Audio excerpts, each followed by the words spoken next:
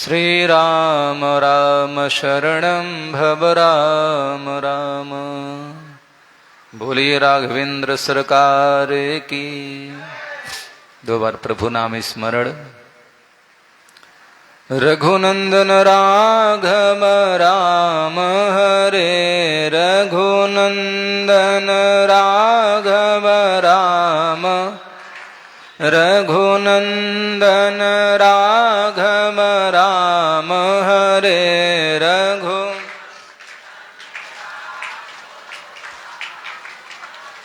सीताराम हरे सीताराम हरे सीताराम, सीताराम हरे राजा राम हरे, सीताराम हरे राजा राम, राजा राम हरे राधे श्याम हरे, राजा राम हरे राधे श्याम हरे, घन श्याम हरे राधे श्याम। बोलिए राधा माधव भगवान की। परम मंगलमय परात्पर अखिलेश्वर, अखिल कोटि ब्रह्मांड नायक, अकारण करुणा मरुड़ाले सर्वेश्वर सर्वांतर्यामी, कर्तुम कर्तुम अन्यथा कर्तुम सर्वसमर्थवान, चिद चिद विशिष्ट ब्रह्म परमात्मा भगवान श्री वेणुगोपाल के युगल चरण कमलों में श्री नमन बंदन प्रणिपात करते हुए भगवत कथा श्रवण कर रहे दूरदराज क्षेत्र व आसपास के गांव से ग्राम सरोज पधारे हुए समस्त भगवत भागवत आचार्य चरण चंचलिक धर्मानुरागी सज्जन वृंद,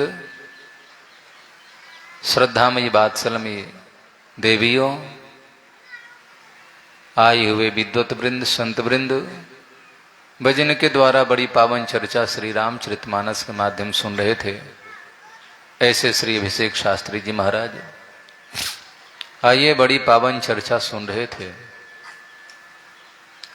बात यही है निचोड़, हम कोई भी काम करें तो श्रद्धावंत होकर करना चाहिए। याद रखना, हम जहां पर भी रहें वहां स्थिर रहें, सुस्थिर रहें, अस्थिर रहें। कथा में हम हैं और कथा में बुद्धि नहीं है, कथा में मन नहीं है तो कथा सुन नहीं पाते हैं। तो मैं कल बताया था, कथा कोई बहुत बड़ी बात नहीं, कथा तो सभी लोग वही सुनाते हैं। वक्ता के प्रति यदि हमारा आदर सत्कार निष्ठा भाव प्रेम नहीं रहा, कितना भी बढ़िया सुधोपदेश हो, कितना भी बढ़िया कथा हो, कथा ऊपर से निकल जाती है। सती के मन में विचार आया कि स्वयं ही वक्ता ही जिनको प्रणाम कर रहा है, जो श्रोता बनकर आए हैं। शिव जी श्रोता बनकर गए हैं और शिव जी को प्रणाम वक्ता करने लगे कुंभज जी, तो मन में ही शंका होगी, इसका मतलब छोटा है और छोटा है तो फिर कथा क्या करेगा। शिव जी बड़े हैं, ये बात मन बैठ गया, ये बात घर कर लिया, भीतर बैठ गया। और मैं कई बार कर देखो, कथा वहीं टिकती है जहां खाली हो। अरे साफ बात है यार, बारिश होती हो और पूरा पहाड़ों पर भी बारिश होती है, लेकिन बूंद रुकता है क्या? वो तो नीचे आकर टिक जाता है। जब गड्ढा फड्डा हो तो बारिश के बूंदे पानी रुक जाता है। तो कथा भी वहीं रुकती है, टिकती है जहां अंदर से लोग खाली होते हैं। वो अभिमान दूर हो जाए, भीतर से अहंकार न हो, वासना आदि आदि, तो कथा टिकती है, रुकती है। खैर, तो गीताकार श्री कृष्ण ने कहा कि संशयात्मा विनश्यति, जिसके मन में संदेह हो जाए आत्मा में, उस व्यक्ति का विनाश हो जाता है। वो सती का विनाश हो ये गया। देखो, कथा जो है कल्याणकारी थी। एक कथा को सुनकर आनंद आ गया, आनंदित हो गया, और दूसरे को वही कथा सुनने के बाद में मोह उत्पन्न हो गया, भ्रम फैल गया, भ्रम उत्पन्न हो गया।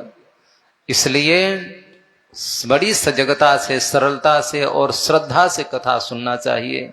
ये हम सती प्रसंग का भी आनंद लेंगे। आइए, कल हम सब चर्चा यही कर रहे थे कि परमात्मा की बड़ी कृपा है और सुराणाम अपि दुर्लभा, देवताओं के लिए भी कथा दुर्लभ है और हम सबके लिए सुलभ है। तो हम जरूरी इस कथा से कभी वंचित न हो पाए। कथा ही हमारे जीवन की सार है, याद रखिएगा। कथा नहीं सुनेंगे, मरने के बाद सुनना पड़ेगा। बेटा सुनाएगा, प्रेत बनने के बाद सुनना पड़ेगा। और जीवन में कितना भी विपत्ति आ जाए, एक बात याद रखिएगा, लोग कहते हैं कि स्वामी जी मैंने पूजा किया, लाभ नहीं दिखता है। कथा सुना हो, लाभ नहीं दिखता है। लाभ तो होता है। अब बात है कि किसी को कम लाभ दिखता है, किसी को ज्यादा। अरे बात है कि हम दूध में जितना शक्कर डालेंगे, चीनी डालेंगे, मीठा उतना ही होगा। हमने कथा सुना कितना, मैंने जप कितना किया, मैंने भजन किया कितना किया, नाम का जाप कितना किया, ये मायने रखता है। अब एक बार 108 ओम नमः शिवाय, ओम नमः शिवाय करते हो गया पूरा। तो क्या करेंगे उस 8 बार में? अरे 2, 4, 5 घंटा बैठो, लगातार 2-4 महीना बैठो तो फायदा दिखेगा। हम तो लाभ। अच्छा एक बात कहूं, रोज भोजन करते हैं आप? सब लोग करते हैं। जिसको जूस पीना है जूस पीते हैं, भोजन वाले भोजन, शाकाहारी, मांसाहारी, फलाहारी, जिसको जो ना लेते हैं। लेकिन आप ये आंकलन करके बताएं, कोई उम्रदार बैठे कम उम्र के और कहें कि मैं बरसों 30 साल से भोजन किया हूं, तो क्या महाराज, कौन सा दिन का किया हुआ भोजन आपके शरीर में ताकत दिया है, पता चला है? कौन सा थाली परोसी गई जिसको खाने के बाद शरीर में ताकत आई हो, या किस गिलास का दूध पिए हैं जिससे आपके शरीर में बल आया हो? बोले ये मैं नहीं बता सकता हूं। मैं दूध पिया हूं, काजू पिस्ता बादाम भोजन सब कुछ खाया, लेकिन बल किससे मिला, ताकत किससे? एक का ताकत, एक दिन का ताकत नहीं, याद रखिएगा। बाल्यकाल से जितना खाया वो सब अन्न पचा, रक्त बना, मज्जा बना, अस्थि आदि वीर्य वगैरह तेज वगैरह, तब कहीं शरीर में बल का निर्माण होता है, बल मिलता है। ऐसे ही और भाई एक दिन मैंने कथा सुना तो क्या लाभ? कथा का लाभ तो भोजन का भी लाभ है, तो कथा नाम का लाभ क्यों नहीं मिलेगा? लोग कहते महाराज हमको तो फल नहीं दिखता है, कैसे दिखेगा? अरे छोड़ो ना, मैं तो कहता हूं कि सामान्य बातें, इतने लोग बैठे हैं कथा में और कुवाच्य बोल दिया जाए, अपशब्द बोल दिया जाए तो कितना बड़ा क्रांति हो जाता है, युद्ध हो जाते हैं, मर्डर हो जाता है। अच्छा, केवल किसी को गाली दे दिया जाए, कुवाच्य को शब्द बोल दिया जाए तो देखो क्या होता है। जरा सोचो, आपके कान में आपकी निंदा पड़ी, शिकायत आई, किसी ने गाली दिया, आप तेवर में आ गए, रोष में आ गए, क्रोध में आ गए, देख लूंगा, और तुरंत लड़ने को तैयार हो जाते हैं। अरे भले आदमी, इससे भी तो विचार करो। जब ये गाली जैसा चीज जो अशाश्वत है, अब वो कान में पड़ने के बाद में हमारे को तेवर, क्रोध, गुस्सा दिला देता है, तो भगवान की कथा, अब भगवान का, राम का नाम हमारे कान में जाएगा, चाहे जीभ से लेंगे तो क्या उसका असर नहीं होगा? बिल्कुल असर होता है। लोग कहते कि मंत्र पढ़ते हैं, सूर्य नारायण तो वहां पर है और यहां पर है, क्या अंतर पड़ता है? जल पहुंचता है। आजकल बड़ी चर्चा हो रही है कि पंडित जी लोग तो अपने बाप को बुला नहीं पाते हैं, मरे हुए बाप को जीवित कर नहीं पाते हैं। साधु संत महात्मा चले हैं प्रतिष्ठा करने देवी देवता का, ऐसा लोग उपहास करते हैं। उन भले आदमियों को सोचना चाहिए कि हमारे पिताजी, बाबा जी, दादाजी मंत्र के अधीन नहीं है, लेकिन देवता मंत्राधीनम छ देवता, देवता मंत्र के अधीन होते हैं। मंत्र पढ़ा जाता है, देवता वहां पर आ जाते हैं, देवता बैठते हैं। अब प्रयोग में माता कुंती ने मंत्र प्रयोग किया था और सूर्य नारायण उस समय आए थे, जिससे कि कर्ण का जन्म हुआ था। पता नहीं कैसे बेतुकी प्रश्न किया करते हैं।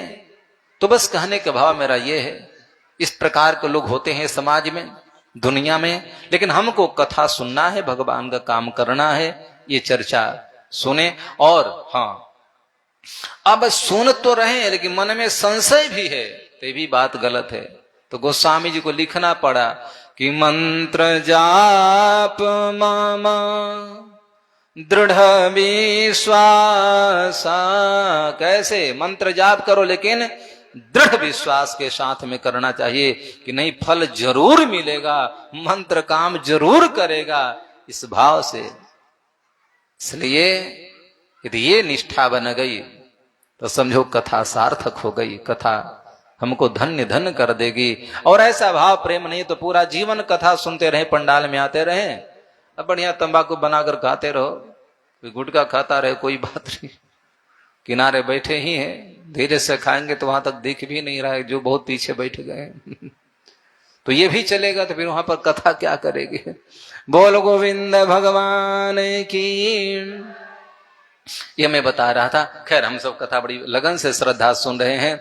तो कल ये चर्चा की नमस्ते पुरुषम त्वादिय ईश्वर प्रकृते परम अलक्ष्यम सर्वभूतानाम अंतर्बहिरवस्थितम। इतनी विपत्ति आपत्ति आने के बाद, संकट मुसीबत आने के बाद में कुंती महारानी ने श्री कृष्ण का आराधना नहीं छोड़ा, याद रखिएगा। देखो बच्चे कहां से आ गए, जंगली सब। बोलो गोविंद भगवान की। ये गलत बात है। बोल बाल कृष्ण भगवान की। श्रीमनारायण नारायण नारायण श्रीमन।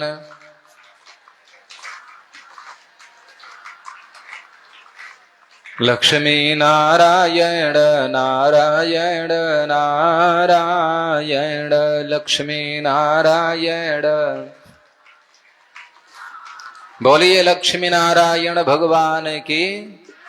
तो हमारे जीवन में विपत्ति आपत्ति मुसीबत जब आते हैं तो हम ये पूजा पाठ कथा आदि छोड़ देते हैं। कुंती माता ने नहीं छोड़ा, याद रखिएगा। इसलिए भागवत के 3 पात्र बड़े अच्छे हैं, याद रखिएगा। एक तो माता कुंती है, दूसरा जो है भीष्माचार्य महाराज हैं, और तीसरा कौन है? अर्जुन है। तीनों ने स्तवन किया है। कुंती माता कब करती है पता है? सुखावसाने, जब सुख आ गया, संपत्ति मिल गई, तो भगवान का भजन कर रही, याद रखे। बिरले कोई होता है, घर में रुपया आने लगे, पैसा आने लगे, प्रतिष्ठा बढ़ने लगे, खूब गाड़ी आदि, खूब स्रोत बन जाए आमदनी का, और उस समय कोई भजन करे तो समझना चाहिए इस पर विशेष परमात्मा की कृपा है। दुख में तो सुमिरन सब करे। अब ग्रह है तो उस समय तो लाचारी है भजन करना, लेकिन सुख में कोई कष्ट नहीं, पत्नी भी ठीक है, पुत्र भी ठीक है, सब कमा रहे हैं, सब निरोग है, सब ठीक है महाराज, पैसे की कोई कमी नहीं है। उस स्थिति में भी जो भजन करता है तो 1 नंबर का भक्त वही कहलाता है। और फिर विपत्ति में तो हम भी करते हैं और आप भी करते हैं, याद रखिएगा। इसलिए तो कहा दुख में सुमिरन सब करे, सुख में करे न कोय, जो सुख में सुमिरन करे तो दुख काहे को होए। तो हमको सुख में, अच्छी बात और को भजन तो सुख में ही करना चाहिए। सत्कर्म दान पुण्य सुख में करना चाहिए। क्यों पता है? सुख आने लगे तो समझिए कि जीवन के पुण्य नष्ट होना प्रारंभ हो गया। रुपया पैसा प्रतिष्ठा मिलने लगे तो सोचेंगे कि संचित हमारा पुण्य है, अब वो समाप्त हो रहा है, नष्ट हो रहा है। लेकिन विपत्ति आने लगे, दुख आने लगे तो समय कि हमारे जीवन के पाप दूर हो रहे हैं। खैर, तो इसलिए दुखा बसाने, दुख में अर्जुन ने स्मरण किया है, अर्जुन ने भगवान को याद किया दुख में, और सुख में कुंती माता स्मरण करती है। और एक पात्र और हैं भीष्माचार्य महाराज, वो कब करते हैं? बोले देहा बसाने, शरीर छोड़ते समय भीष्माचार्य महाराज स्तुति करते हैं। इतना तो कर न स्वामी जब प्राण तन से निकले, गोविंद नाम लेकर मेरा प्राण तन से निकले। भीष्माचार्य महाराज प्रार्थना, सदैव देवो भगवान प्रतीक्षता, प्रभु आप तब तक खड़े रहेंगे जब तक हमारा प्राण नहीं निकलेगा। तो एक दुख में स्तवन किया, एक सुख में स्तवन किया, और एक अंतिम समय में स्तुति किया। मतलब ये हुआ कि हमको दुख में भी करना चाहिए, हमको सुख में भी करना चाहिए, और तब जाकर हम मरते समय भगवान का स्मरण कर पाएंगे। तो कुंती माता बोले नमस्ते पुरुषम त्वाद्य, आपको प्रणाम है। अच्छा एक बात कहूं, सबको प्रणाम भी नहीं करना चाहिए। अपूज्या यत्र पूज्यन्ते, शास्त्रों का मत है, जो पूजने योग्य नहीं है और उसका पूजा करेंगे ना तो फिर नुकसान आप ही का होगा।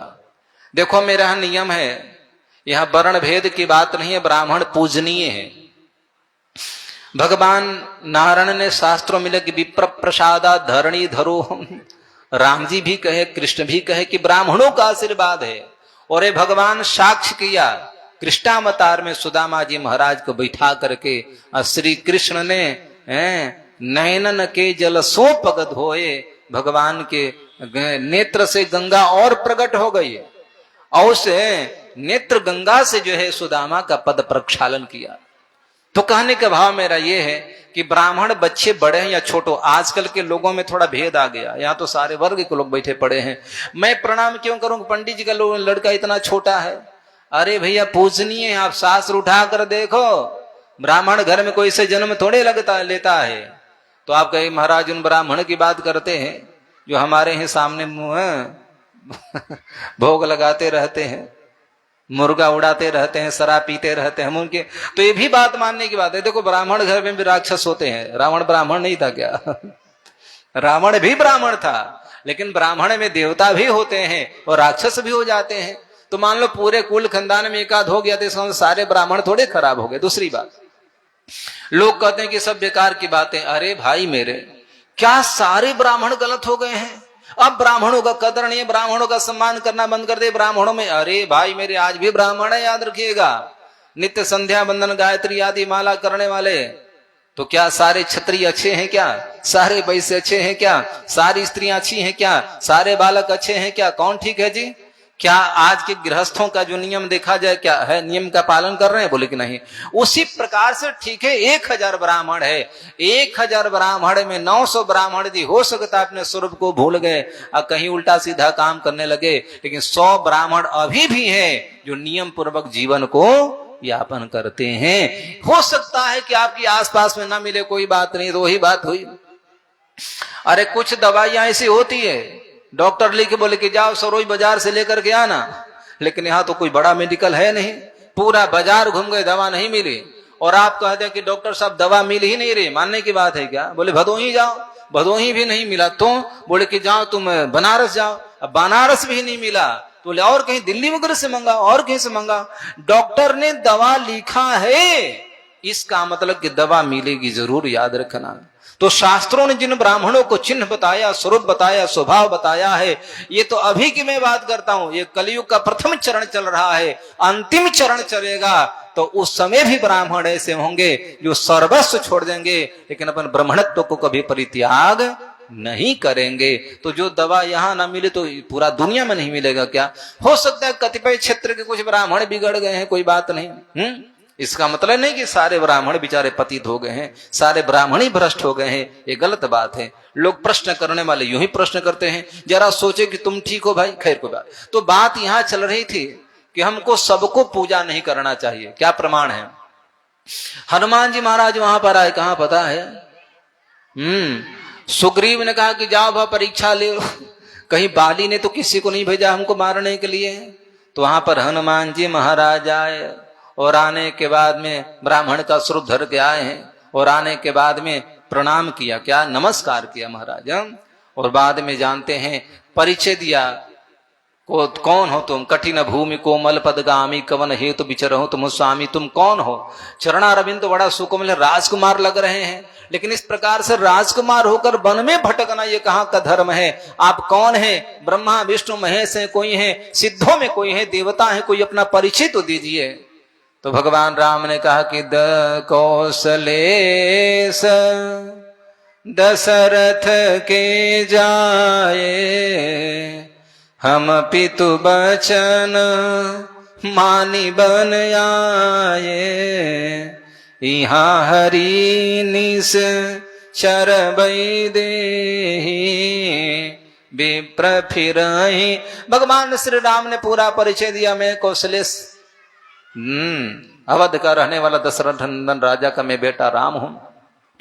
हम यहाँ 2 भाई हैं, साथ में वैदेही भारिया मेरी सीता थी, और निशाचरों ने हरण कर लिया। सब कुछ परिचय होने के बाद में तब हनुमान जी महाराज देखे, बोले ओहो ये वही हैं। कौन? हमारे आराध्य हैं, हमारे प्रभु हैं। और तब हनुमान जी महाराज ने तुरंत चरणों में गिर करके प्रणाम किया, साष्टांग किया, लेट गए। राम जी ने हृदय से लगाए। कहने के भाव मेरा ये है, सबका पैर नहीं छूना चाहिए। और एक बात और ही सबसे स्पष्ट कर दूं, मैं साधु ही क्यों नहीं हो, मैं किसी, देखो वैसे तो ठीक है, किसी भी बिरादरी का कोई साधु बन सकता है। साधु की कोई जाति नहीं होती है, जाति न पूछो साधु की, बात सही है। लेकिन एक बात सही है, मैं अन्य वर्ग की बात करता हूं। यदि साधु बन गया है और ब्राह्मण से पैर धुलवाने लगेगा, ब्राह्मण से पूजा कराने लगेगा, ब्राह्मण को यदि आशीर्वाद देने लगेगा, अपना जूठन देने लगेगा, तो निश्चय है कि उस साधु का भी पतन हो जाता है। क्योंकि ब्राह्मण जो है अपने से उन वर्गों को प्रणाम नहीं करना चाहिए। सम्मान हम करें, याद रखिएगा। और फिर मैं देख ही रहा हूं, आजकल तो सबसे बढ़िया लोगों ने उपाय बताया है। अरे यूपी में तो सफाई कर्मचारी में नंबर लग गया ब्राह्मणों को, बताओ ना। अब कुछ ने बड़े पंडित जी राज हो गए, सफाई कर्मचारी में लगा। पंडित जी थोड़ा बढ़िया से नाली साफ करना, उन पंडितों का भी धिक्कार है। फौज का नौकरी छोड़ करके, वकालत छोड़ करके, और विद्यालय काम को छोड़ करके बैंक में नौकरी नहीं करते हैं, और सफाई कर्मचारी का जाकर काम करते हैं। अरे उससे तो बढ़िया पांडित्य कर्म सीख लोगे, पंडिताई तो बहुत बढ़िया पंडिताई चलेगी। लेकिन धिक्कार है, राम राम राम। इसलिए जो पूजनीय है उन्हीं को पूजा करना चाहिए, और सबको पूजा करने लगे। अब आज तो हमारी स्थिति याद है कि जो मिल जाए लोग मिट्टी को लड्डू बना दे तो वही संत जी अच्छे हैं। कोई मिल जाए तो कागज का नोट बना दे तो वही सबसे चमत्कारी बाबा है। कुछ भी हो, कैसा भी हो, नहीं नहीं नहीं, ये तो मंदाड़ी वाला जादूगर भी होता है कि थोड़ी देर के लिए चमत्कार दिखा देता है, लेकिन बाद में बोले कि भैया जो भी आए हैं, जो बनता हो 5-10 रुपया दे दो, और देना पड़ता है। तो कहने के भाव बस मेरा इतना है, याद रखना कि हम प्रणाम करें। प्रणाम किसको करना चाहिए? इसलिए न तो हम राम वल्लभाम प्रवनौ पवन कुमार, खल बल पावक ज्ञान घन, जासु हृदय यागार, बसहि राम सर चाप धर। गोस्वामी तुलसीदास महाराज हनुमान जी को प्रवनौ पवन कुमार प्रणाम किया।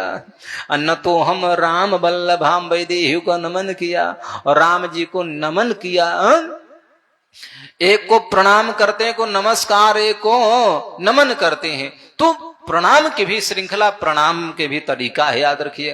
तो कोई अपरिचित व्यक्ति, अपरिचित साधु है, मस्तक में तिलक लगाया है, मैं दे करके प्रणाम कर लिया, मैं नहीं जानता हूं, लेकिन साधु है, तिलक लगाया है, इसलिए इसको प्रणाम करना चाहिए। लेकिन परिचित मिल जाए, गुरुजी मिल जाए, परिचित संधि मिल जाए, उसको हम पैर भी छू सकते हैं, नजदीक जाकर प्रणाम भी कर सकते हैं। तो माता कुंती ने कहा, नमस्ते पुरुषम त्वादि, आपको मैं प्रणाम करती हूँ।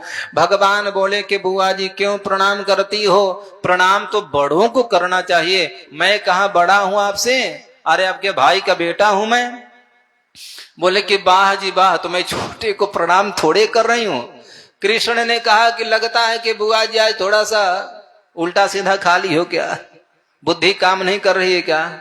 अरे प्रणाम हम आपको रोज किया करते थे, आज हमको प्रणाम कर रही हो।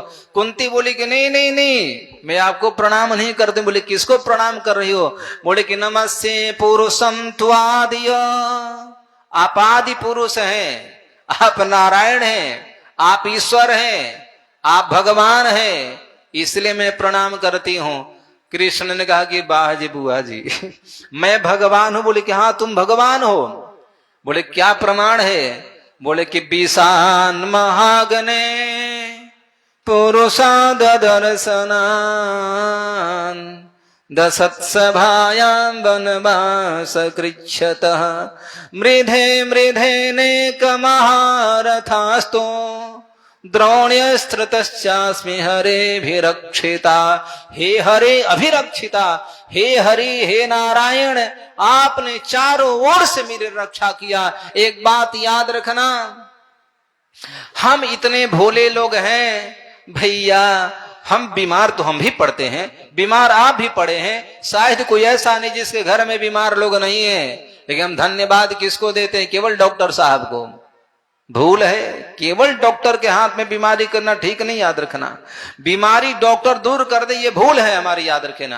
तो फिर किसको प्रणाम करे? बोले भगवान को प्रणाम पहले करो, अब वैद्य को प्रणाम बाद में करो, या कहीं डॉक्टर को प्रणाम भी कर लिए तो भगवान को प्रणाम जरूर करना चाहिए, याद रखें। क्योंकि यदि केवल डॉक्टर ही बीमारी ठीक कर दे, यदि डॉक्टर हमको नहीं मरने देगा, तो मैं देखा हूं कि बड़े बड़े सर्जन, फिजिशियन और जो मेडिसिन के डॉक्टर होते हैं, MBBS वगैरह, उनके भी तो पिताजी मर जाते हैं, उनकी भी तो मां मर जाती है, क्यों नहीं बचा लेते हैं? इसका मतलब कि प्राण बचाना डॉक्टर के हाथ में नहीं है, याद रखना। प्राण बचा सकता है, जीवन दे सकते हैं, परमात्मा की कृपा हो गई तो वैद्य कहा करते थे पहले कि हे प्रभु, इसलिए देखो जब ऑपरेशन कराते हैं डॉक्टर लोग करते हैं तो मरीज के परिवार वालों से सिग्नेचर करा लेते हैं, लिखो भाई सिग्नेचर करो। किसी ने कहा कि 5 लाख रुपया लिए ऑपरेशन करने का हार्ट का, बोले फिर भी सिग्नेचर, बोले कि मेरा कोई गारंटी, मैं ऑपरेशन करूंगा, सक्सेस हो जाए तो परमात्मा की इच्छा है, अब मर जाए तो मेरे ऊपर आप क्लेम नहीं कर सकते, और आप सिग्नेचर करते हैं। इसका मतलब कि डॉक्टर को भरोसा अपने ऊपर नहीं है। तो फिर आप कैसे कहते हैं कि डॉक्टर ने ठीक किया है? डॉक्टर जब दवाई देता है, बोले कि हे प्रभु, सच में रोगियों का रोग का निदान करने वाले तो आप हैं, मैं तो निमित्त मात्र हूं, ऐसा डॉक्टर कह करके हम लोगों को दवा देता है। लेकिन हम लोग जब ठीक हो जाते हैं तो ठीक होने के बाद में डॉक्टर साहब आप नहीं होते, मेरी माताजी मर जाती, मैं मर जाती। अरे भले आदमी, डॉक्टर कौन है जीवित करने वाला तुम्हारे को? जो डॉक्टर एक हफ्ता बोला कि 1 हफ्ता बाद में ऑपरेशन मैं करूंगा, पता चला कि वही डॉक्टर मर जाता, 1 हफ्ता पहले मर जाता, क्या हुआ? कहने का भाव बस मेरा ये है, याद रखिएगा कि सब कुछ करने वाले परमात्मा हैं। ठीक हो जाओ, धन्यवाद परमात्मा का भी दो, धन्यवाद वैद्य को भी देना चाहिए। इसलिए कुंती माता बोले कि प्रभु, मैं सामान्य लोगों को प्रणाम नहीं कर रही हूं, मैं भतीजे को प्रणाम नहीं कर रही हूं, अब सगे संबंधियों को नहीं, भांजे को प्रणाम नहीं। बोले फिर किसको? बोले नमस्ते पुरुषम त्वाद्य, आप आदि पुरुष हैं, मतलब कि सृष्टि के सृजन करने वाले, इस सृष्टि का लय विलय करने वाले, पालन करने वाले आप हैं, इसलिए मैं आपको प्रणाम करती हूं। बोले कि अच्छा मैं भगवान हूं? बोले कि हाँ। बोले क्या प्रमाण है? अच्छा वही प्रश्न हमारे भी मन में आ रहा है, क्या कृष्ण भगवान है? बहुत से लोग तो अम्बेडकर को भगवान मानते हैं, अम्बेडकर से मेरा कोई खास विरोध नहीं, याद रखिएगा, लेकिन अम्बेडकर भगवान नहीं हो सकते हैं, याद रखना। गोस्वामी तुलसीदास जी महाराज भगवान नहीं हो सकते हैं, वाल्मीकि जी भगवान नहीं हो सकते हैं, संत संत हैं, और धर्माचार धर्माचार है, गुरु गुरु है, भगवान भगवान है। अब आजकल के हमारे हिंदू भाइयों को परिपाटी ऐसी होगी बांटने के लिए, राम राम राम, देखो तो हम तो ये परिवार के हैं। अरे भैया छोड़ो चक्कर, अभी तुम्हारे को जो गठबंधन बनी है सरकार, या जो बनेगी, जो एकजुटता है, ये तुम्हारे को बिरादरी में, जाति में, परिवार में, घर में तोड़कर रख देंगे, अलग कर देंगे, और इसके बाद में फिर जो है मनमौजी काम करेंगे। विपन्नता गरीबी आई तो फिर क्रिश्चियन हावी होंगे, अब फिर हम बेचारे हैं उन्हीं की माला जपेंगे। दुख की बात यह है, इसलिए हमारे यहाँ रविदास को, अब हमारे कई परिवार ऐसे हैं, हमारे हरिजन भाई जो हैं, पासवान जी वगैरह, हो सकता कथा में होंगे, ये कहते हैं कि रविदास भगवान है। अरे छोड़ो यार, कहाँ का भगवान है रविदास जी? मैं तो गोस्वामी तुलसीदास जी को भी भगवान नहीं मानता हूं, और की बात छोड़ो। हमारे पूज्य जगदाचार्य श्री त्रिदंडी स्वामी जी महाराज 125 साल के हो गए, शरीर छोड़े, याद रखिएगा, वो भी अपने आप को भगवान नहीं माने। देवरहावा स्वामी, खड़िया बाबा, उड़िया बाबा, फलान ढेगान, भगवत पाद रामानुजाचार्य, शेषावतार रामानुज स्वामी अपने को भगवान नहीं माने, सिंहासनावतार यमनाचार्य स्वामी अपने को भगवान नहीं माने, षटकोप सूरी आदि आदि महापुरुष आए, वो भगवान नहीं माने, और आज रविदास भगवान हो सकते हैं क्या? नहीं नहीं, रविदास भगवान नहीं हो सकते हैं, अंबेडकर भगवान नहीं हो सकते हैं, हम भी भगवान नहीं हो सकते हैं, रामपाल, राम फहीम, फलान ठेकान, कोई भगवान नहीं हो सकता है। याद रखना, भगवान केवल एक है, जीव अनेक, एक श्रीकांता। जीव अनेक है, लाखों करोड़ों अरबों खरबों लाखों योनियां हैं, लेकिन उसका स्वामी, उसका भगवान केवल एक है। मैंने देखा सोशल मीडिया पर एक हरिजन परिवार के सज्जन थे, बोले कि महाराज मैं तो भगवान को मानना बंद कर दिया था, घर में अंबेडकर का फोटो, अंबेडकर की मूर्ति की पूजा करता था, सारे देवी देवताओं को निकाल दिया, और मैं 3-4 बार इलेक्शन में खड़ा हुआ लेकिन बार बार हारता गया। तो मैंने कहा कि भैया एक बात है, मैं जाकर के मंदिर में हनुमान जी से प्रार्थना की, हे हनुमान जी महाराज, यदि अब की बार मैं जीत जाऊंगा तो मैं आपको मानना चालू कर दूंगा। बोले कि 5 बार 6 बार इलेक्शन हार गए थे, लेकिन जैसे ही जाकर हनुमान जी के मंदिर में प्रणाम किए और उनके संकल्प किया कि मैं आपको मानूंगा, पूजा करूंगा, और उस बार बम्फर वोटों से हमारी जीत हुई, 7-8 हजार वोट से जीत गए। तब से मैं अंबेडकर इनको मानना हमने बंद कर दिया, भगवान को मानना चालू कर दिया। हम तो बिरादरी में मर रहे हैं, हम तो जाति में मर रहे हैं, याद रखना। इसलिए हमारे यहाँ किसी न रविदास को भगवान माना, न तुलसीदास को भगवान माना, न कबीर को भगवान माना। याद रखना, तुम भगवान मानो, तुम्हारे लिए भगवान हो सकते हैं, लेकिन सनातन की परंपरा रही, याद रखना, ये सनातन वैदिक धर्म है, याद रखे, खिलवाड़ नहीं है। जिसको इच्छा उसी को भगवान मान लो, नहीं नहीं, भगवान की परीक्षा होती है। इसलिए भागवत महापुराण के प्रथम स्कंध के प्रथम अध्याय के प्रथम श्लोक में व्यास जी महाराज ने लिखा कि सत्यम परम धीमहि, मैं ऐसे परम सत्य का ध्यान करता हूं। बोले कौन से परम सत्य का बताओ? किसी ने कहा कि महाराज व्यास जी किसका ध्यान करो? बोले सत्यम परम धीमहि। इसलिए भागवत का श्लोक बड़ा समझने की बात है। न कृष्णम परम धी कहा, न रामम परम धीमहि कहा, न दुर्गा का, न शिव का, न गणपति का, न किसी का नाम नहीं ले। बोले मैं सत्य को मानता हूं। अब जरा विचार करो कि सत्य क्या नहीं है। प्रकृति भी सत्य है, सत्यम शिवम सुंदरम, शिव भी सत्य है भैया, राम भी सत्य है, दुर्गा भी सत्य है, हनुमान भी सत्य है, गणेश भी सत्य है, हमारे जितने देवी देव यक्षिणी से लेकर के सारे सत्य हैं, ये सब भगवान है। बोले कि नहीं नहीं।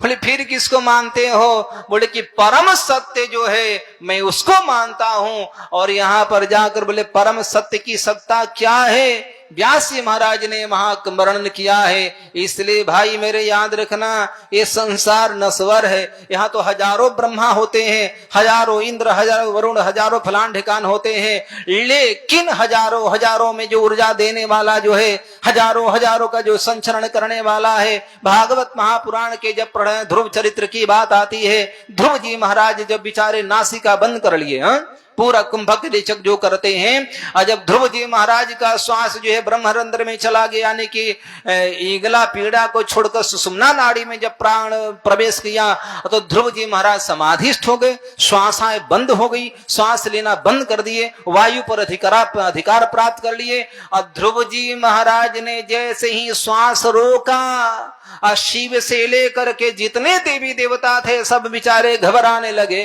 वायु देव स्थिर हो गए, समुद्र के जीव बाहर निकलने लगे, पक्षियां मरने लगे, मानव का प्राण निकलने लगा। अब लगा कि दुनिया में कोई बचने वाला नहीं है। इंद्र वरुण कुबेर आदि सब मिलकर के ब्रह्मा जी के पास गए, हे पितामह जी महाराज, हे प्रभु मेरी रक्षा करो। ब्रह्मा बोले क्या हुआ? बोले कि मेरे को पता नहीं क्या हुआ, लेकिन मैं परेशान हूं, मैं मर रहा हूं, हमको कोई मार रहा है। भगवान बोले कौन मार रहा है, नाम तो बताओ। लेकिन नैवं विदाम भगवान, प्रभु मैं नहीं जानता हूं, आप जानते होंगे। तब भगवान बोले कि मर नहीं रहे हो देवताओं, मेरा छोटा सा भक्त ध्रुव, प्रहलाद ध्रुव की वजह से ना श्वास श्वसन क्रिया बंद करने की वजह से, प्राण बंद करने की वजह से, श्वास रोकने की वजह से तुम्हारे लोग का ये हाल हो गया। जरा सोचिए तो फिर ब्रह्मा जी कहां होते? इसका मतलब कि ब्रह्मा की तो वहां पर गिनती ही नहीं है। न मिड्यते भ्रवपुषे तडितं वराय आजकल ब्रह्मा कुमारी वाले लेकर के पुस्तक दौड़ा करते हैं, महाराज हमारा संप्रदाय बड़ा है। अरे भैया थोड़ा पढ़ो भागवत महापुराण तो पता लगेगा।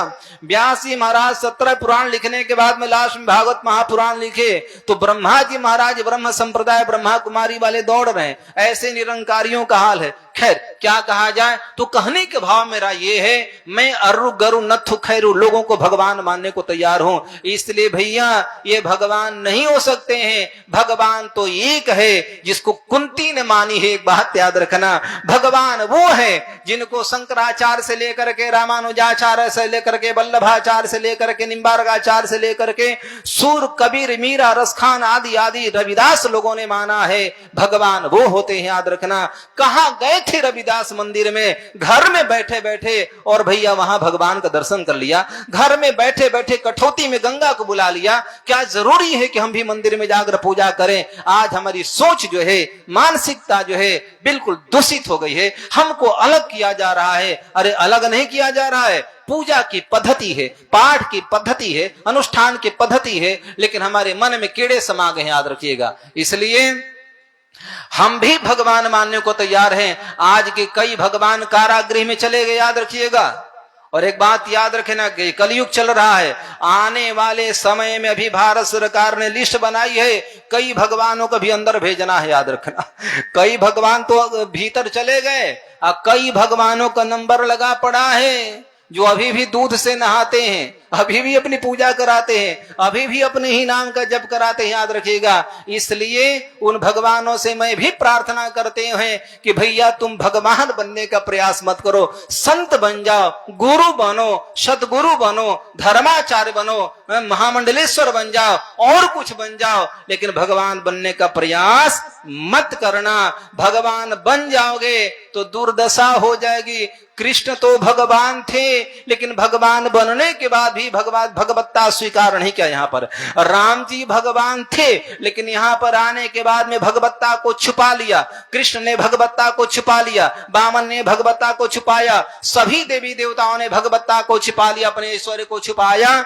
लेकिन भैया हम थोड़ा सा वशीकरण मंत्र जप करके, थोड़ा सा आकर्षण मंत्र जप करके, थोड़ा सा और शिव जी की सिद्धि करके और देवी देवताओं का सिद्धि करके, जिन शिव जी की पूजा करके मैं सिद्ध हो गया, लोगों को हमको मानना चालू कर दिया, लोगों ने हमारी पूजा करना चालू कर दी, और हम ही लोग हैं जो फिर हमने शिव जी का पूजा पाठ कराना बंद कर दिया। जिस रामचरितमानस को पढ़कर ज्ञान हुआ है, गीता को पढ़कर ज्ञान हुआ है, वेदों को पढ़कर ज्ञान हुआ है, और ऐसे बहुत से लोग हैं कि भगवत गीता का नकल कर दिया, यथार्थ गीता में भगवत गीता को खंडित कर दिया, बोले कि अब यथार्थ गीता पढ़ो। अरे भैया भगवत गीता का मतलब भगवान श्री कृष्ण ने जो गायन किया है, लेकिन वो गीता नहीं।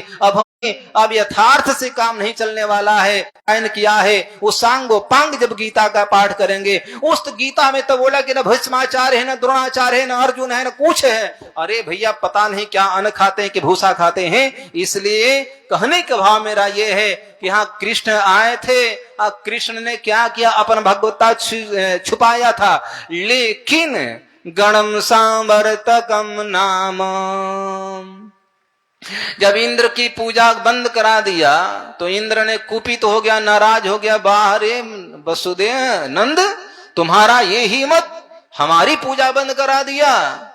अब कृष्ण ने कहा था कर्मणा जायते जंतुर कर्मणैव विलीयते, सुखम दुखम भयम क्षेमम कर्मणैवाभिपद्यते। पिताजी जीवन में सुख दुख लाभ हानि जय पराजय आदि मृत्यु जो है ये सब कर्म के आधार पर हुआ करता है। इसलिए हम सब पूजा करना है तो पर्वतों की पूजा करें, हम वृक्षों की पूजा करें। हमारे यहाँ पर्वत की पूजा होती है। कबीर दास जी महाराज लिखते हैं कि पत्थर पूजे तो हरि मिले, कबीरा पूजे पहाड़, लेकिन धन्य है सनातन की परंपरा, हम लोगों ने पर्वतों की भी पूजा किया है। बोले क्या प्रमाण है, जाकर देखो गिरिराज पर्वत का लोग पूजा करते हैं। आज भी बड़े बड़े संत बिचारे भजनानंदी तलहटी में रहा करते हैं, दुनियादारी से कोई लेना देना नहीं है, भजन करते हैं, आनंदित रहते हैं। पत्थर की भी पूजा होती है, याद रखना। पत्थर से ने मीरा प्रकट हो गई, कृष्ण को द्वारिकाधीश को प्रकट कर लिया। पत्थर में हमारी आस्था है तो पत्थर से मिल जाएंगे, लेकिन हमारी आस्था होनी चाहिए। तो कहने के भाव मेरा ये है कि जब इंद्र बरसात कराने लगा तो कृष्ण ने क्या किया, इत्युक्तैकेन हस्तेन धृत्वा गोवर्धनाचलम दधार लीलया कृष्ण छत्राकमिव बालकम। भाई ये कृष्ण की भगवत्ता है। आजकल के लोग बोले कृष्ण भगवान हो सकते हैं। अरे भैया मूर्खों, क्या बताई जाए, 7 वर्ष का बालक 7 कोस यानी 21 किलोमीटर का पहाड़ को उठा लिया। किसी ने पूछा कैसे उठाया, बोले कि इत्युक्तैकेन हस्तेन, भगवान बाएं हाथ से उठा लिया। कहां पर रखा, बोले कि बाएं हाथ ही कनिष्ठिका उंगली पर धारण करके रखा। बोले क्या प्रमाण है, बोले कि शास्त्रों में पढ़ा हूं, गुरुजनों ने बताया है। बोले कि मैं फिर बात को नहीं मानता हूं। तो फिर वही बात हुई, आपको मानना भी पड़ेगा। कैसे, वो आपसे कोई पूछे कि तुम्हारा बाप कौन है, माँ से आपने पूछा कि मेरा पिता कौन है, बोले तुम्हारे पिताजी सामने है, पांडे जी, शर्मा जी, वर्मा जी। बोले मेरे पिताजी, मैं नहीं मांगू। बोले क्यों भाई, बोले कि मैं नहीं देखा हूं कि इसने मेरे को पैदा किया है। तो अपने बाप को अपने पैदा करते देखा है क्या, नहीं। लेकिन माँ बोली कि ये तुम्हारे पिताजी हैं। अच्छा दादाजी हैं, आप बोले कि मैं तो दादाजी को नहीं देखा हूं, मैं तो पैदा होते नहीं देखा हूं। माँ बोली तो दादा को भी मान लिया, माँ बोली तो बाप को भी मान लिया, माँ बोली तो दादी को भी मान लिया। तो सामान्य माताएं जगत की जब कहती हैं तो अपने पिता को स्वीकार कर लेते हो। श्रुति माता जब कहती है, वेद भगवान जिस बात को कहते हैं, तो क्या उस बात को हम नहीं मान सकते हैं क्या? वही हमारे लिए प्रमाण है। याद रखिए, श्रुति का वाक्य है, वेद का वाक्य है, इसलिए गोवर्धन की पूजा हुई है। कृष्ण परमात्मा है, भगवान एक हाथ में, बाएं हाथ की कनिष्ठिका उंगली पर, जैसे बच्चे खेल खेल में कोई वस्तु उठा लेते हैं, कृष्ण ने उठा लिया। ये कृष्ण की भगवत्ता है। कुंती बोले कि अच्छा तुम भगवान हो। बोले अच्छा, नमस्ते पुरुषं त्वाद्य ईश्वर प्रकृते परम अलक्ष्यम सर्वभूतानां अंतर्बहिरवस्थितम। प्रभु मैं प्रणाम करते। बोले क्यों, बोले क्या भगवान हो, क्या प्रमाण है? बोले कि भैया जब जन्म लिए थे ना, तो तमद्भुतम बालकमंबुजक्षणम चतुर्भुजम शंख गदायुधायुधम श्रीवत्सलक्ष्मंगल शोभिकौस्तुभम पीतांबरम सांद्र पयोदस भग। मैं नहीं कर रही हूं, एस नारायण श्रीमान क्षीरार्णवनिकेतन। बोले कि वही नारायण है जो क्षीर सागर को परित्याग करके आए हैं। तो वहां भी अद्भुत आपने लीला किया था। बहुत बड़े बने थे, अवतार लिए, फिर छोटे बन गए, फिर वहां से चले गए। आप भगवान हो। बोले कि बस 2 ये प्रमाण है। कुंती बोले कि तीसरा प्रमाण है, यहो बकीयम स्तन कालकूटम जिघांसयायापयदप्य साध्वी लेभे गतिम धातृचितां ततोन्यम कंबा दयालुम शरणं ब्रजेम। भैया एक ही बाण प्राण हर लीन्हा, एक ही बाण प्राण हर लीन्हा, एक ही बाण प्राण हर लीन्हा, एक ही। अब राम को कहे कि भगवान नहीं है। विश्वामित्र के भी मन में शंका हो गई, क्या राम ब्रह्म है क्या? एक बाण मारा। राम जी देखिए कि गुरुदेव घबरा रहे हैं, कहीं राक्षसी खा तो नहीं जाएगी। राम जी ने एक बाण मारा और ताड़िका जैसे राक्षसी को धाराशायी कर दिया, मार दिया। विश्वामित्र बोले कि नहीं नहीं, राम वास्तव में बलवान है, कहीं को संशय नहीं है, याद रखना। लेकिन राम बलवान है, राम भगवान है कि नहीं है? तब बोले कि दीन जानी तब निज पद दीना। राम जी ने उसको वध करने के बाद में, मारने के बाद में अपना पद दे दिया, अपना धाम दे दिया। इसका मतलब कि पद हम नहीं दे सकते हैं, पद आप नहीं, पद तो राम दे सकते हैं। तो राम ब्रह्म है, राम ब्रह्म ते नाम बड़ वरदायक वरदान, राम ब्रह्म है। उसी प्रकार से कृष्ण भगवान है। आजकल मैं अरे यार पता नहीं कहाँ की दिमाग आ गई है, कौन बुद्धि चाट लिया है, समझ में नहीं आता है। क्या प्रमाण है? अहो बकीयम स्तन कालकूटम, जरा विचार करो, जिस पुतना राक्षसनी बड़े बड़ी जो है बच्चों को, कितने दुर्दांत राक्षसों को मार चुकी थी, लेकिन वही राक्षसी हलाहल कालकूट विष जो है भैया चाटते ही, चाटना भी नहीं पड़ता है, ओठ में सटाए काम खत्म। ऐसा पॉइजन लगाकर पूतना आई थी, कृष्ण के मुंह में दे दिया, दूध पिलाने लगी, कृष्ण पीने लगे। अब परिणाम क्या हुआ? भगवान दूध पीते पीते पूतना को मार डाले। ये भगवान कृष्ण की भगवत्ता है। गर्दन नहीं लगाए थे, बाण नहीं चलाए थे, और उस पर चक्र सुदर्शन से नहीं मारे थे, मुशिका प्रहार नहीं किए थे। कृष्ण के ओठ में इतना ताकत थी, याद रखना, अपने ऊपर के ओष्ठों से, नीचे के ओष्ठों से दबा दिया, पूतना जैसी राक्षसी का प्रणांत हो गया। यही प्रमाण है कि कृष्ण भगवान हैं। हम तो कहते हैं कि हम कृष्ण को मानने को तैयार नहीं हैं। एक बात याद रखना, हम सुनते हैं कि उल्लू को दिन में नहीं दिखता है, उल्लू को दिन में नहीं दिखता है, और चमगादड़ को, चमगादड़ जानते हैं हम लोग शायद, तो चमगादड़ को उल्लू को दिन में नहीं दिखता, दोनों को रात में दिखता है। तो क्या चमगादड़ उल्लू के कहने से सूर्य का अस्तित्व समाप्त हो जाएगा क्या? सूर्य का प्रकाश खत्म हो जाएगा क्या? ऐसी याद रखना, आज समाज में राम कृष्ण को नहीं मानने वाले को मैं उल्लू का भाई मानता हूं, लेकिन चमगादड़ और उल्लू के कहने से, नहीं कहने से सूर्य का अस्तित्व समाप्त नहीं होता है, सूर्य रहता है, सूर्य का प्रकाश हम सबको प्राप्त होता है। उसी प्रकार से भैया इस संसार में 100 में 10 चमगादड़ उल्लू के भाई भी हैं, जिनको भगवान दिखते नहीं है, परमात्मा दिखाई नहीं देता है। याद रखना, परमात्मा जब नहीं होगा तो दुनिया ही नहीं होगी, तो फिर वही परमात्मा जो है विश्व का सृजन पालन आदि करने वाले समय से रामकृष्ण आदि के रूप में आते हैं। इसलिए तो कहा कि उत्पत्तिम प्रलयम चैव भूतानाम गतिम गतिम वेति विद्याम विद्याम च सबाचु भगवान नीति। लेकिन हम तो भैया क्या बताऊं, जो मिल जाए उसी को भगवान मानने को तैयार हो जाते हैं, याद रखिएगा। इसलिए इन नकली भगवानों को मारने के लिए हमारे यहाँ शेष जी महाराज का अवतार हुआ कलयुग में। पाखंड खंड द्रुम खंड न वज्रदंडा, पाखंड, और वहां लिखा भागवत के महात्म्य, तत्र घोर कलेर योगात् पाखंडई खंडितांग का दुर्बला हम चिरम याता पुत्राभ्याम सह मंदताम। भक्ति माता से नारद जी महाराज पूछे कि ये हाल क्यों हो गया तुम्हारा? गुर्जरे जीर्णताम गतः, तो भक्ति माता बोले कि प्रभु मैं क्या बताऊं, तत्र घोर कलेर योगात, बोले कि उस गुजरात में घोर कलयुग आ गया है, घोर कलयुग।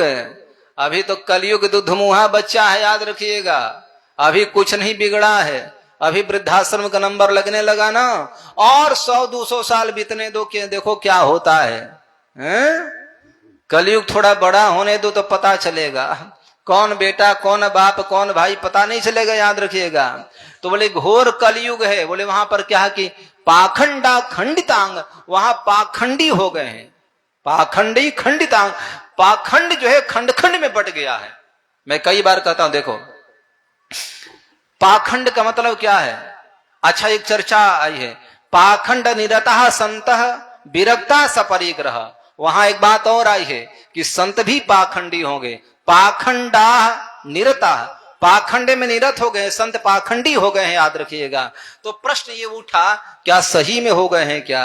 एक बात याद रखिएगा, संत जो है वो पाखंडी नहीं हो सकते हैं, लेकिन संत के बाने में जो है वो पाखंडी जरूर हो सकते हैं।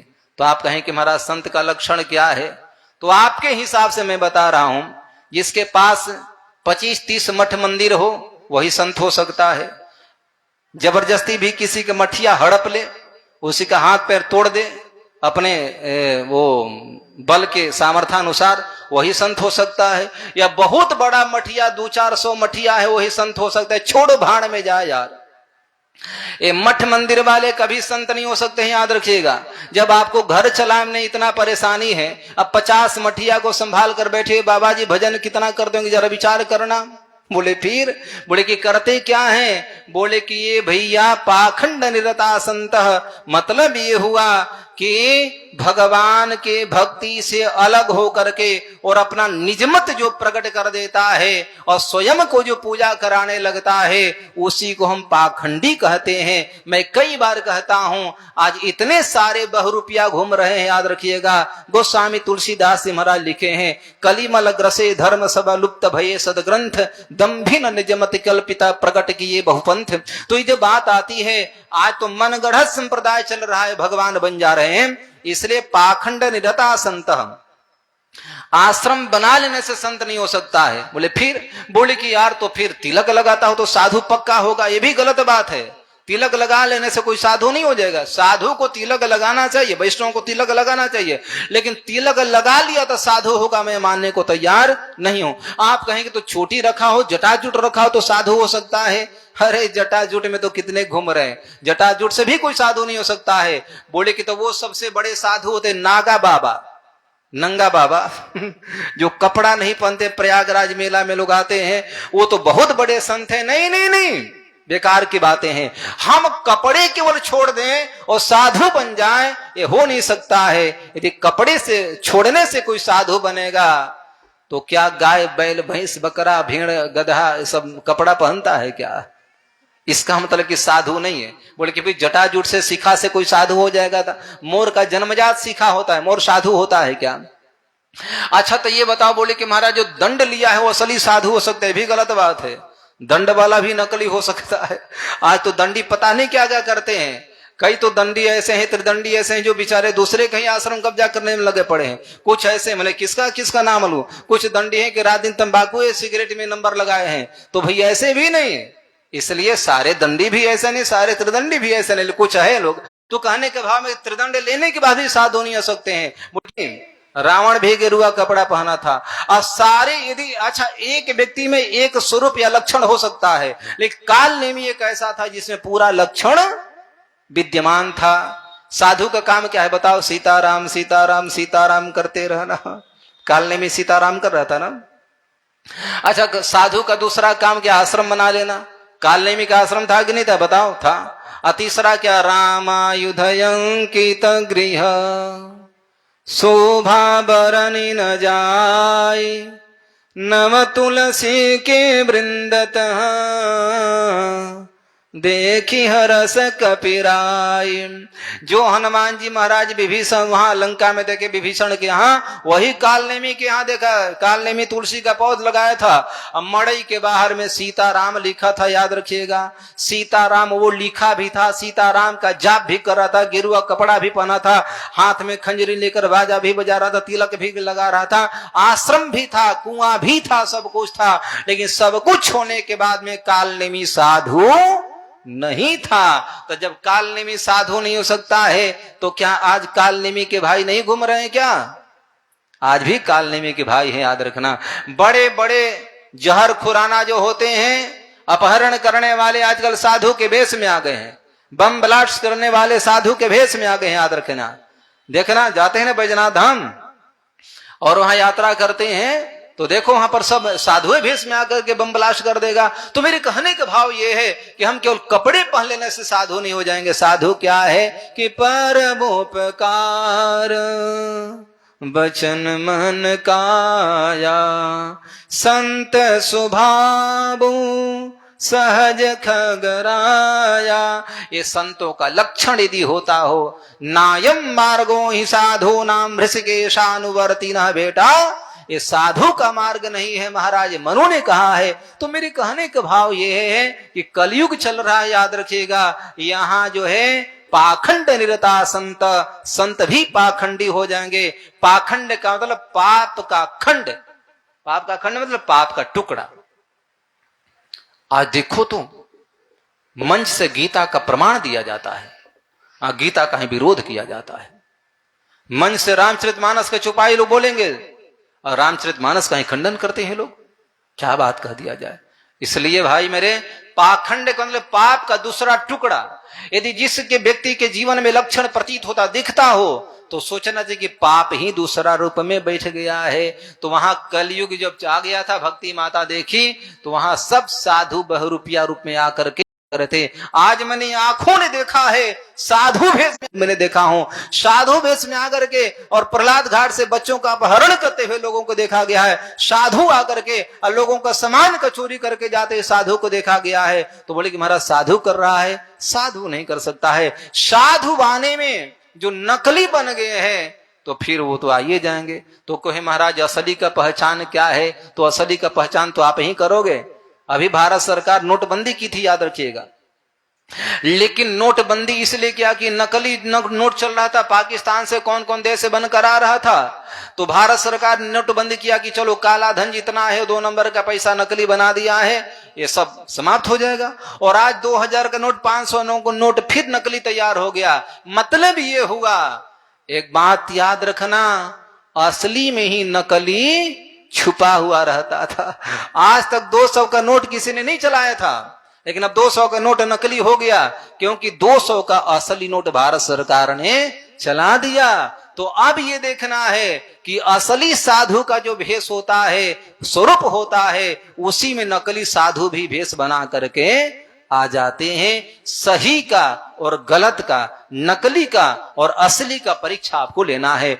अरे मेडिकल स्टोर पर नकली दवाइयां भी मिलती है और असली दवाइयां भी मिलती है। अब आपकी मर्जी है, नकली दवाई ले लो। समाज में अच्छे साधु भी हैं, समाज में नकली साधु भी हैं, गलत साधु भी हैं। समाज में अच्छे भी लोग हैं, गुणी लोग, चतुर हैं, बुद्धिमान हैं, विद्वान हैं, सदाचारी हैं, और समाज में गलत लोग भी हैं। अब आप किसका चयन करते हैं, आपके पास में है। इसलिए भैया कुंती माता बोलेगी नमस्ते पुरुषम त्वाद्य, मैं आपको प्रणाम करती हूँ कि आप भगवान हैं। भगवान इसलिए प्रणाम करती हूं।